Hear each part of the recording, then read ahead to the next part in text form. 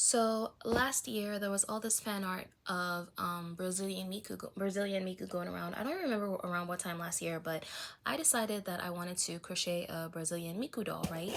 But I looked at her and I'm like, she has on flip-flops. So I took scrap yarn. This is all scrap yarn, and I made this doll as an experiment to see if I could split the toe for a doll to wear flip-flops, which of course I can. Then I'm like, this scrap yarn piece kind of reminds me of Luffy, so I painted the face on and did all of that, whatever, right?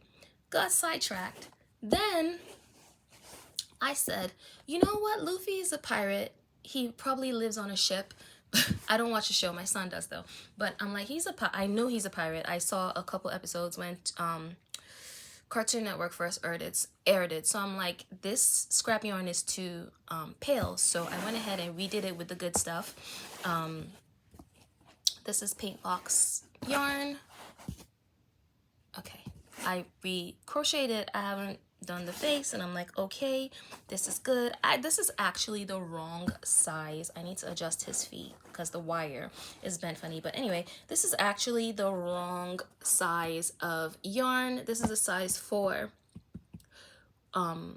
Size 4 yarn. This is size 5. So a whole new learning experience, because the stitches that worked with this yarn did not work with this yarn at all. Things were looking kind of crazy, so I had to basically figure out how to do a whole new doll with thicker weight yarn. Anyway, whatever.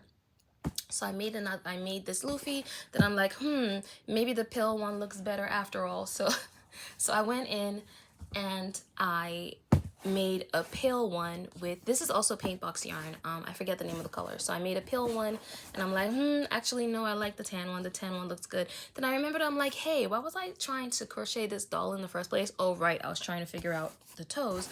So I went back to Brazilian Miku and I finally figured her out, right? Please ignore her hair.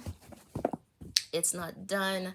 It's not done. But I finally figured her out. I'm like, yes, she has the feet.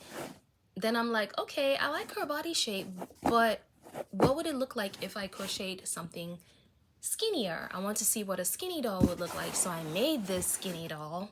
I completely abandoned this project for a couple weeks. Then I came back and I made this skinny doll, and I'm like, oh my gosh, this looks like Chi, but you know, it's not girly enough. So now on my list of things to do, I have to sculpt a skinny girly doll. Then I got an order for a Santa Claus scarf. I'll insert a picture or something over here somewhere. And I have all this red yarn that I had nothing to do with. Okay, Scanty and knee socks are red, so let's go on ahead and try to make one. I've only made one so far. Here she is. I don't know which one she is yet, but I crocheted this and I'm like, oh my gosh, anime fan art would be so much fun. I keep noticing that the side, my stitches are so, this is probably why I could never write a pattern for these dolls, because I make so many changes in the stitches as I go. It's crazy. But anyway, so I'm like, fan art is fun. Ooh, I would love to see Android 18. So I went ahead and I crocheted this one, which I'm kind of irritated with because the black of her leggings kind of rubbed off on, rubbed off on parts of her, but it's still fine, you know. I'll go in and I'll shade it or whatever. Needless to say, I have all these doll, like my attention, I swear I have the attention span of a goldfish, because I just keep bouncing from doll to doll to doll to doll. But I'm trying to get things finished.